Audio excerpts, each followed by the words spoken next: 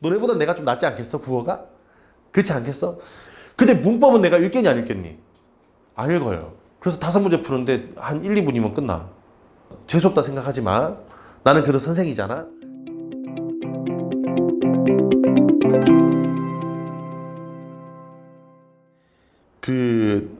선생님이 수능 볼 때예요. 내가 수능 볼 때야. 나도 수능 세대야. 학력고사 아니고. 아직 40이 안 됐어. 아직 며칠 남았어. 40 되려면. 내가 수능 볼 때는 국어가 몇 문제였냐면 60문제였어요. 45문제가 아니라. 그냥 60문제니까 60문제인데 게다가 심지어 앞에 뭐가 있었냐면 1번부터 5번까지가 듣기평가야. 그러니까 무슨 말이냐면 영어 듣기처럼 앞에 듣기평가가 나와. 듣기평가가 나왔어. 그러니까 앞에 죽으나 사나 앞에 일단 듣고 풀어야 돼. 당연히 틀리면 이제 장애인 소리 듣겠지. 한국어니까. 영어를 틀리면 그래 넌 영어를 못해서 이렇게 되지만 한국어를 못할 수는 없잖아. 지금 듣기를 계속 하고 있는 중이잖아 너네도. 그러니까 한국어를 못하면 약간 병신 소리 듣고 막 그랬어. 하여튼 그 5번은 그래서 수능 배울 때까지 단 한 번도 수업을 해주지 않아요. 그러고 난 다음에 6번이 이제 쓰기야. 지금으로 치면 작문인 거지. 그게 6번부터 10번까지가 나오고 11번, 12번에 문법이 2문제가 나왔어. 그러고 난 다음에 13번부터 60번까지 다 문학과 독서야. 그랬거든. 옛날에는 시험이 그랬어. 그래서 이제 그렇게 문제를 푸는데 갑자기 어느 날이죠. 그러니까 내가 이제 수능 강의를 시작하고 계속 이제 언어 영역이란 이름으로 앞에 이제 듣기 평가할 때 막 재수종합반 가서 수업하다가 듣기 틀렸다가 병신아 그러고 항상 똑같은 게 반복이 됐어. 그러다가 점점 문항수가 줄어. 애들이 점점 바보라고 문항이 길면 시간 안에 못 푼다고 문항수가 줄은 거야. 그래서 60문제였던 게 50문제로 어느 순간 줄었어. 그래서 뭐야 50문제밖에 안 풀어 그랬는데 갑자기 이제 이명박 정권 시절이야. 수능을 조금 더 간소하게 만들고 되도록이면 교과 과정에 좀 들어가도록 만들어야 되겠다는 명목하에 언어 영역이었던 걸 국어 영역으로 바꿨어요. 지금처럼. 그러면서 문제를 45문항으로 줄이고 앞에 있는 듣기 5문제를 어차피 한국인은 다 듣지 않나? 이런 취지로 교과명하고 맞춰야지라고 해서 화법이라는 이름으로 들어갔어. 지금 여기까지 이해가 됐니? 그러면 잘 봐라. 여기는 이 화법은 원래 뭐였다고? 듣기였다고. 그러니까 듣기를 하던 걸 화법으로 바꿨어. 그러니까 화법으로 바꿔놓으니까 스크립트를 줘야 되잖아. 예전에는 들려주던 걸 스크립트를 주잖아. 그러니까 이걸 주면서 이제 문제가 뭐냐면 이런 거예요. 예전에는 여기는 이 화법 문제가 듣기 문제였을 때는 그냥 내용을 확인하는 문제가 다였어. 근데 얘가 바뀌면서 가장 큰 특징은 문제 유형이 2가지예요. 하나는 뭐냐면 첫 번째 문제 유형은 말하는 방식을 물어보는 문제가 하나 나와. 말하는 방식을 물어보는 문제가 하나가 나와. 하나는 역시나 말한 내용을 물어보는 문제가 하나 나와. 그래서 항상 지문에 문제가 2문제였어. 그랬던 걸 문제를 하나 추가하면서 지금처럼 문항이 3문제짜리로 변하거든. 이건 이따가 내가 얘기할게.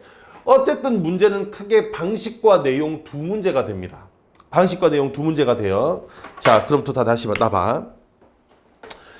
그러면 이제 문제가 뭐냐면 방식과 내용 문제를 어떻게 배치하냐면 이게 그 출제자가 앞에다가 내용 문제를 배치하고 뒤에 방식 문제를 배치하면 아이들이 좀 더 쉽게 풀 거야.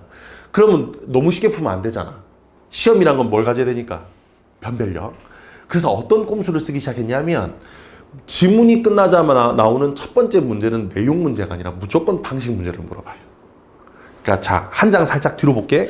한 장 뒤로 살짝 볼게. 잘 봐. 자, 6페이지에 나오는 이 지문 기출문제입니다. 자, 1번 문제하고 2번, 지금 여기서 1번 문제하고 2번 말고 1번 문제하고 3번 문제 2개 보는 거예요. 1번, 3번 2개 보는 거야. 2번 말고 1번, 3번 보는 거야. 자, 1번 문제는 뭐냐면 자, 1번부터 5번까지 선택지 한번 쭉 한번 봐봐. 다 어떻게 말했냐지 무엇을 말했냐가 아니지. 그러면 1번 문제는 뭐에 대한 문제야? 방식에 대한 문제야. 그런데 3번 문제 봐봐. 3번은 이 자료를 어떻게 활용했냐의 문제인데 이건 뭐하고 관련 있어? 내용하고 관련 지어질 수밖에 없어. 그래서 3번 문제는 내용 문제야. 지금 이제 여러분들은 오늘 배운 게 1년 내내 머릿속에 기억에 남아야 돼. 1번처럼 생긴 문제는 방식 문제고 3번처럼 생긴 문제는 내용 문제야. 이해가 됐지? 그래서 앞에 문제는 방식 문제고 뒤에 문제는 내용 문제인데 이 문제가 방식을 먼저 물어보게 되니까 3번을 풀 때 어떤 문제가 생기냐면 1번을 다 풀고 3번을 풀 때 지문을 또 읽게 돼. 무슨 말인지 돼? 자, 내가 이제 너네 보고 풀라 그러면 푸는 것처럼 한번 해볼게. 잘 들어봐. 이거 풀어봐. 그러면 어떻게 하냐면, 안녕하세요. 야생조류 보호협회 땡땡땡입니다. 혹시 여러분 걷다가 유리문에 부딪힌 적 있나요? 네, 몇몇 학생들이 경험했군요. 꽤 아팠죠? 근데 사람들 어쩌고 저쩌고 쭉 읽어. 실천해 보세요. 이상으로 강연을 마치겠습니다. 1번, 위 강연에 대한 설명으로 가장 적절한 것은 1번, 강연에서 제시된 용어를 여러분 혹시 걷다가 시작하는 거야. 이제 시작하는 거야. 그 다음에 2번, 청중의 응답을 이끌어내. 이거 아마 물음표 있는 거지 않을까라는 느낌은 있어. 그래서 부딪힌 적 있나요? 대답을 이거 같아. 정답 2번 이렇게 한다고. 그런데 혹시 모르니까 또 3번 가. 청중의 배경지식이 잘못되었음. 청중의 배경지식 여러분 혹시 걷다가 유리문에 거든지. 너 이게 계속 읽는 거야 이제. 계속 반복해서 읽는 거야. 그러니까 무슨 말이냐면 여기는 1번을 푸는데 이미 이걸 여러 차례 읽어. 그리고 난 다음에 2번, 3번을 푸는데 또 읽고 있다고. 그러니까 화법은 뭐가 걸린다? 시간이 걸린다. 이게 시간 소모의 방법인 거야. 문제 출제자의. 이해가 됐니? 자, 그럼 봐봐라. 자, 지금부터 차근차근 정리할 테니까 보세요. 화법을 풀 때는 맨 먼저 뭘 하셔야 되냐면 항상 문제부터 먼저 확인합니다. 문제부터 먼저 확인합니다. 내가 오늘 전체적으로 쭉 다 한번 훑긴 할 건데 문제부터 먼저 봐야 되는 파트들이 있어. 문제부터 먼저 봐야 되는 파트들이 있는데 독서는 오히려 문제부터 보는 건 별로예요. 그런데 문학이나 화법은 화작은 문제부터 먼저 확인해야 돼. 이해가 됐죠? 문제를 먼저 확인해야 돼. 이때 문제를 확인할 때 여러분이 머릿속에서 무슨 생각을 해야 되냐면 어떤 생각을 해야 되냐면 여기는 이 문제에서 어떤 문제가 방식에 대한 문제고 어떤 문제가 내용에 대한 문제인지 반드시 구분하셔야 됩니다. 그런데 앞에 1, 2, 3번으로 오는 첫 번째 지문은 항상 방식 문제가 1번, 내용 문제가 2번 아니면 3번으로 들어가. 이해가 됐죠? 항상 그래 왔어. 1번이 방식 문제, 2, 3번이 뭐라고? 내용 문제. 무슨 말인지 알겠죠? 보통 이렇게 나와. 자, 그러면 이제 두 번째. 그 다음에 이제 뭘 하냐면 그러면 이제 그 내용 문제를 확인했으면 지문 읽기를 시작하는 거예요. 이때 지문을 읽을 때 여기서 이제 중요한 거야. 지문을 읽을 때 뭘 하셔야 되냐면 1번 문제를 쌩까주는 게 핵심이야. 이해가 됐니? 방식 문제는 결국 지문을 다 읽어야 풀 수 있는 것들 선택지가 몇 개가 나와요. 전체적인 방식을 물어보는 선택지가 몇 개가 있거든. 그래서 여기 있는 문제를 서둘러서 지문과 함께 풀어버리면 뒤에 가서 내용 문제를 풀 때 무조건 지문을 2번 보게 돼. 이해가 됐니? 그래서 지문 읽을 때 무슨 문제를 같이 풀어야 되냐면 내용 확인 문제와 동시에 해결하는 게 중요한 거야. 내용 확인 문제와 동시에 해결하는 게 중요한 거예요. 그러니까 무슨 말이냐면 자, 지금 뒤에 있는 문제를 보시면 이렇게 되는 거야. 지문을 읽었어. 첫 문단 읽었어. 두 번째 문단 읽는데 기억의 자료 제시가 나오자마자 뒤에 내용을 읽고 3번 문제로 가야 돼, 눈이. 그래야 내용 확인하는 문제는 지문 읽을 때 같이 풀면 좋잖아. 그래서 한 번 읽을 때 3번을 같이 풀어버려. 이해가 됐어? 그때, 자, 이제 그때야. 이렇게 해결할 때 3번 몇몇 개에다가 표시를 해두는 겁니다. 표시하기를 하는 거예요. 자, 그럼 어떤 거에다 표시를 하냐면 자, 이제 어떤 거에 표시하는지 할게. 첫 번째 1번 사람 말에 괄호 쳐져 있는 건 표시합니다. 알겠죠? 괄호 쳐져 있는 건 웬만하면 밑줄로 표시해 놓는 거예요. 청중의 반응을 살핀 뒤 자료를 제시하며 목소리를 점점 더 높이며 이런 거 있지, 그지? 강하게 말하며 이런 거 나오면 다 괄호 치는 거야. 괄호 치는 거야. 여기는 이걸 괄호 치는 거예요. 요거는 요즘은 최근 문제는 안 나왔어. 초창기 화법 문제 나왔을 땐 자주 나왔는데 이 괄호 친 걸 뭐라고 하냐면 혹시 들어봤냐? 반언어적 표현. 이게 개념적으로 비언어적 표현이라 그래. 비언어적 표현이라 그래.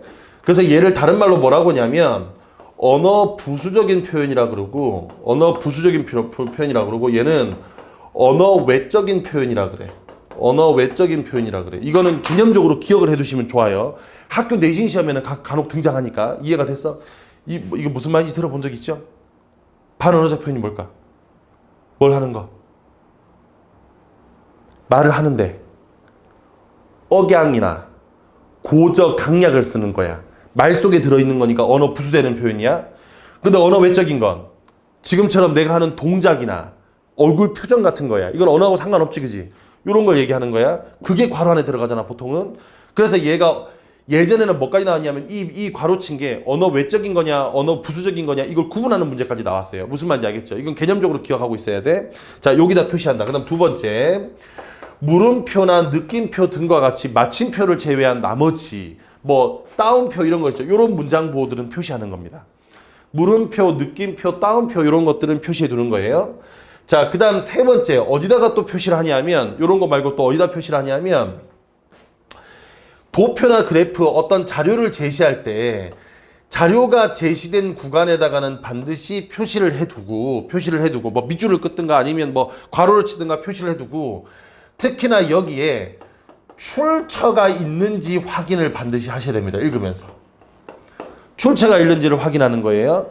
그래서 요 세 가지만 표시해도 남은 1번 문제, 방식에 대한 문제의 몇 개 선택지가 사라져. 지금 내 말 이해돼? 자, 한번 해볼게. 내가 하는 거 잘 봐. 자, 이제 요거에 맞춰가지고 지금부터 한번 해보겠습니다. 내가. 자, 갑니다. 자, 1번 문제 확인했더니 1번은 방식 문제야. 자, 2번 문제는 내가 이따가 뺀다. 일단 뺄게. 2번 문제는 내가 이따 설명할게. 3번 문제는 내용 문제예요. 그럼 머릿속으로 3번 문제를 먼저 풀어야지라고 생각한다고 읽으면서 안녕하세요. 야생조류보호협회의 최창희입니다. 여러분 혹시 걷다가 유리문에 부딪힌 적 있나요? 여기 물음표에다 동그라미 치세요. 그 다음에 밑줄 끄세요. 대답을 듣고 밑줄 쳐놓습니다. 밑줄을 쳐 일단. 이해가 됐지? 지금 시험할 때 요렇게 해야 된다고. 알겠어? 시험할 때 요렇게 해야 돼. 내가 밑줄 하는 거 잘 봐. 내 몇몇 학생들이 경험했군요. 꽤 아팠죠? 여기서 꽤 아팠죠의 물음표에 또 동그라미 치세요. 그런데 사람들보다 훨씬 빠른 야생조류가 유리창에 부딪히면 어떻게 될까요? 물음표에다 동그라미 치세요. 땡땡 연구소에서 발간한, 자, 땡땡 연구소에서 발간한 거다 밑줄 칩니다. 그게 뭐야? 자료에. 출처, 오케이. 이런 데다 밑줄 치는 거야. 발간한 안내서에 따르면 유리창 충돌이 야생조류가 사고로 죽는 원인 중 2위에 해당한다고 합니다. 야생조류는 왜 유리창에 잘 부딪히는 걸까요? 자료 제시. 보이는 것처럼 사람은 양쪽 눈의 시야가 겹치는 범위가 넓어서 전방에 있는 사물을 잘 인식하지만 대부분의 야생조류는 눈이 머리 측면에 있어서 양쪽 눈의 시야가 겹치는 범위가 좁습니다. 이 때문에 전방 인지 능력이 떨어지므로 유리창을 인식하지 못해서 부딪히는 경우가 많은 거죠. 한 다음에 3-1번으로 가. 자료 1번은 피해 현황을 보여주기 위해 기억을 활용하였다? 아니죠. 지금 여기서 기억을 활용한 건 뭐야? 부딪히는 이유지. 그럼 2번. 여기서 사람과 야생조류의 시야 범위가 다름을 설명한 건 맞는데 여기서 니은이 활용된 게 아니고 계속 기억이어야 되잖아. 그래서 아니지. 지금 자료 1번 얘기하는 거야? 아니지. 그러면 여기서 3번은 디귿에 대한 얘기니까 나중에 확인해도 되고 4번 갑니다. 야생조류가 유리창에 충돌하는 원인을 설명하는데 그건 자료 2번의 적외선 자외선하고는 상관없죠. 자료 2번하고 엮을 수 없지. 그럼 지워. 그럼 1번도 지우고 2번도 지우고 4번도 지워놨어? 그럼 남은 거 뭐야? 3번, 5번 남았어? 자, 그 다음 두 번째 문단 갑니다. 그렇다면 야생조류가 유리창에 부딪히지 않도록 도울 방법이 없을까요? 에다 동그라미.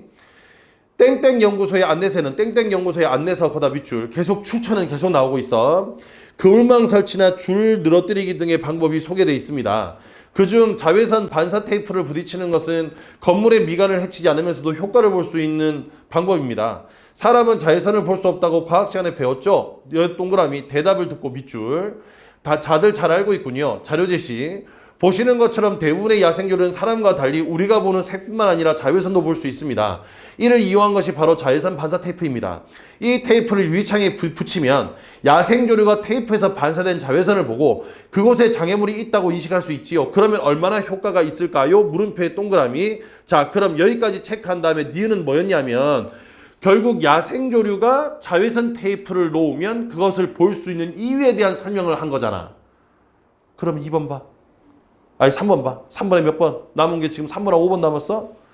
자, 자료 2번은 가시광선, 적외선, 자외선인데 야생조류가 자외선까지 볼 수 있다 였으니까 이 자료 2번은 니은에서 활용했어야 되네. 자외선 테이프를 사용하는 이유와 함께. 맞니? 그럼 정답 몇 번이야? 5번이 정답이 되겠네요. 그죠? 그럼 끝났어. 그럼 이렇게 읽으면서 이 문제는 끝나버렸다. 여기까지 됐어? 이 문제는 끝났어. 그러고 난 다음에 1번 문제 봐. 아까 물음표 치고 밑줄 치고 동그라미 치고 했던 거 등등등등을 보세요. 그럼 정답이 2번이 바로 떨어져. 그럼 끝났어, 문제가. 이해가 됐죠? 나봐.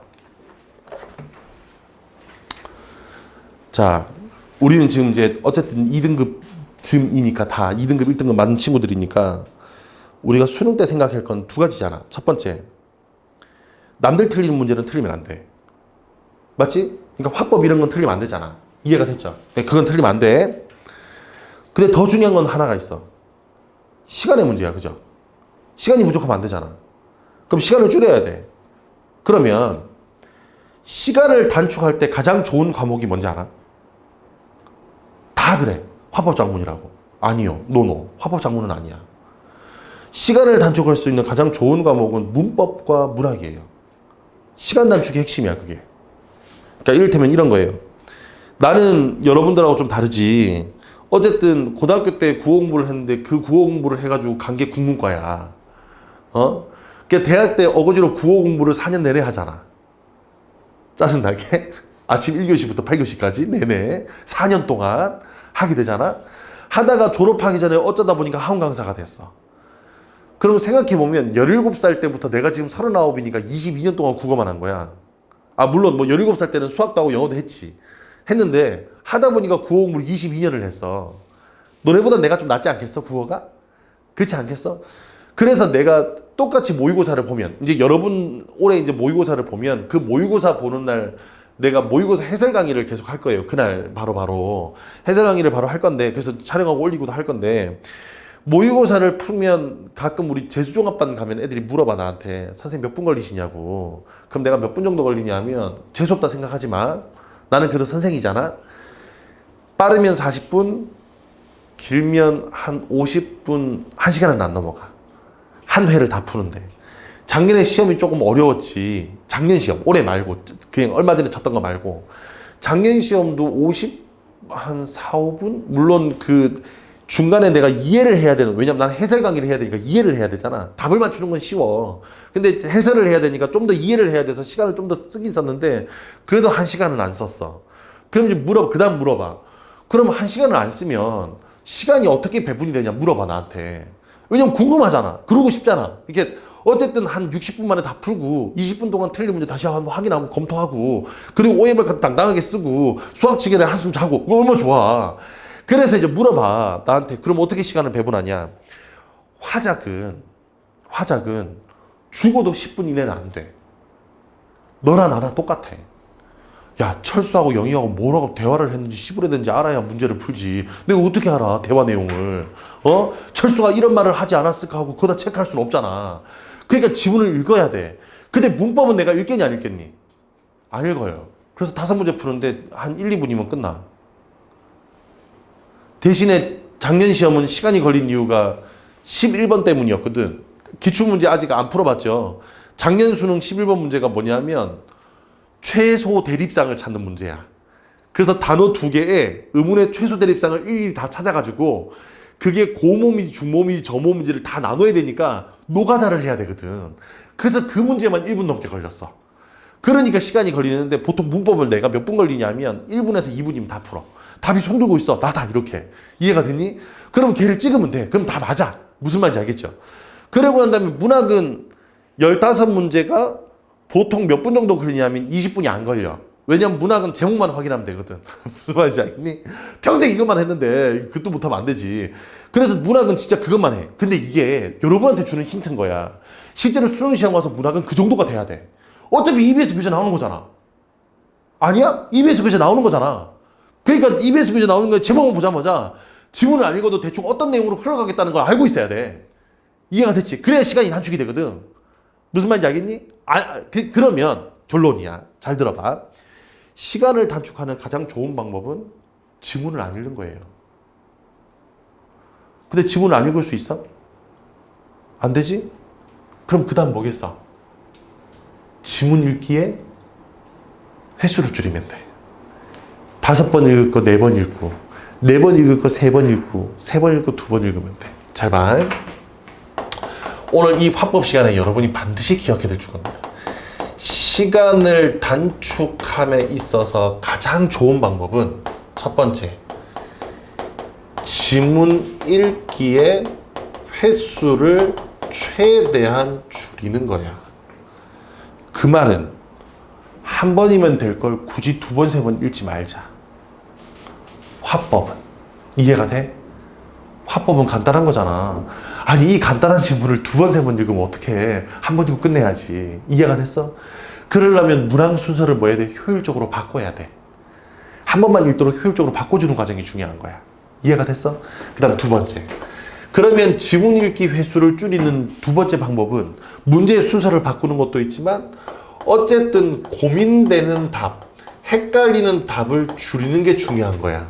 그래서 내가 아마 그 지난주에 무료 강의 하던 친구들은 내가 한번 수업할 때 얘기를 한번 했었고, 이제 오늘 지금 내가 드렸던 까만색 그 파일 케이스 안쪽에 국어 계획은 있니라는 그 프린트가 있어요.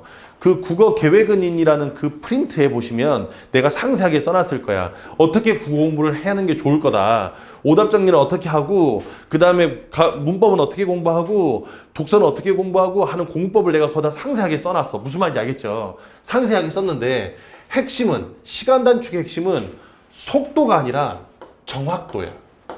이 무슨 말인지 이해됐죠? 시간 단축의 핵심은 속도가 아니라 정확도라고. 이 문제를 정확하게 풀면 풀수록 고민되는 답이 없으면 없을수록 시간이 줄어. 이해가 됐어? 그래서 여러분에게 딱 한 가지만 주문하고 그 다음 질문 넘어갈게. 잘 들어봐. 이번 겨울방학 때 국어 공부할 때 멀리 해야 될 게 두 가지가 있어. 여러분과 친해지면 안 되는 거. 첫 번째, 해설지야. 내가 해설지를 이래저래 만들어서 드리긴 했지만 이 해설지는 마지막에 가서 확인하는 거지 절대 중간에 확인하면 안 돼요. 오답 정리는 철저하게 여러분이 답을 만들어내야 돼. 이해가 됐어? 만들어야 돼. 그 다음 두 번째 멀리 해야 될 거. 스탑워치가 가까워지면 안 돼. 국어 할 때 앞에다 스탑워치 놓고 몇 분 안에 풀어야지가 최악이야. 무슨 말인지 되니? 시간을 맞추려고 노력하면 자연스럽게 뭐 하게 된다. 모든 방법은 있고 그냥 드립다 읽기만 한다. 무슨 말인지 알겠니? 스탑워치와 가까워지면 안 돼. 스탑워치는 언제쯤 여러분이 끄집어내서 국어 시간에 사용하는 거냐면 여름방학 이후야. 속도는 그때 맞추는 거야. 무슨 말인지 되니? 그때 맞추는 거야. 전반기까지는 속도에 신경 쓰면 안 돼. 틀리지 않는 거에 신경 써야지. 이해가 됐죠? 틀리지 않는 거에 신경 써야지. 틀리지 않아야 등급이 나오는 거야. 이해가 됐니? 틀리지 않아야 등급이 나오는 거야. 시간을 푸는 게 중요한 게 아니야. 정확도가 중요하다. 자, 그러면 7페이지 2번 문제 봐봐, 이제. 자, 7페이지 2번 문제 봐봐. 자, 이제 1번, 2번은 이렇게 해서 한 번에 다 끝냈어. 자, 이제 2번 문제입니다. 2번은 거기다 밑줄 한번 꺼볼게. 강연을 들으며 떠올린 생각들 거기다 밑줄 꺼봐. 강연을 들으며 떠올린 생각들 거기다 밑줄 한번 꺼보세요.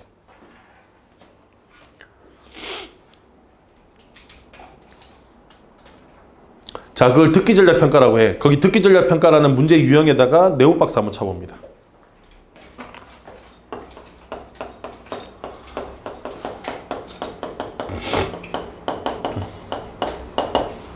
잘 들어봐. 이 친구는 지문하고 상관없어. 이 2번 문제는 지문과 상관없는 문제야. 지문 보고 푸는 거 아니야. 얘는 뭐 보고 푸는 거냐면 무조건 보기만 가지고 푸는 겁니다. 무조건 보기 확인하는 문제. 그러면 내가 2번을 뺀 거야. 왜? 2번은 지문과 상관이 없기 때문에. 무슨 말인지 알겠어? 이렇게 세 문제가 구성되는 거야, 항상. 2번은 지문하고 상관없어. 그냥 보기 읽고 아래 선택지에서 고르는 거예요. 보기하고 안 맞는 거. 무슨 말인지 알겠지? 그렇게 세 문제야. 그러면 지금 요거까지 결론 내면 지문은 몇 번 읽으면 돼? 그래, 한 번 읽으면 되는 거야, 그냥. 한 번 읽으면 되는 거였어. 그러면 3번 풀고 1번 풀고 2번은 마지막에 풀면 되는 거야. 왜냐면 2번은 지문하고 뭐가 상관없으니까 내용과 상관없거든. 그냥 보기에서 고르기만 하면 돼. 자, 그러면 여기 있는 4개잖아. 지금 여기 있는 이 4개야. 여기는 이 4개가 아래쪽에 1, 2, 3, 4, 5 여기 있는 4개에 1대1 대응하고 남는 거 하나 찾으면 되는 거예요. 무슨 말인지 알겠죠? 4개면 무조건 위에 보기가 4개가 나올 거야. 4개 나오면 아래 있는 선택지에서 1대1 대응하고 남는 거 하나 찾으면 돼. 자, 그럼 1번에 자신의 과거 경험. 첫 번째 봤더니 며칠 전. 과거 경험이지, 그지? 그럼 1번 지워. 2번 강연자가 설득의 근거로 제시한 내용에 의문을 제기한대. 그러면 비둘기도 야생조류에 해당할까? 이게 의문은 의문인데 이건 설득의 근거로 제시한 게 아니라 그냥 지가 생각한 의문이잖아. 맞아? 지가 생각한 의문이잖아. 비둘기가 야생조릴 거고 지가 생각한 의문이잖아. 여기는 이 사람이 그거야 라고 얘기한 적이 없잖아. 이해가 됐죠? 이건 지문에 있는 내용이 아니니까 정답은 2번이 될 것 같아. 자, 그 다음에 좋은 방법인 것 같아. 긍정적으로 평가하는 내용 맞고요. 강연자가 제시한 방법이 실제로 효과가 있을 것이라고 생각해. 그러면 좋은 방법일 것 같아. 이거 지금 이 3번하고 4번하고 요거 같은 말이네. 그지? 같은 말이니까 같이 하면 되고요.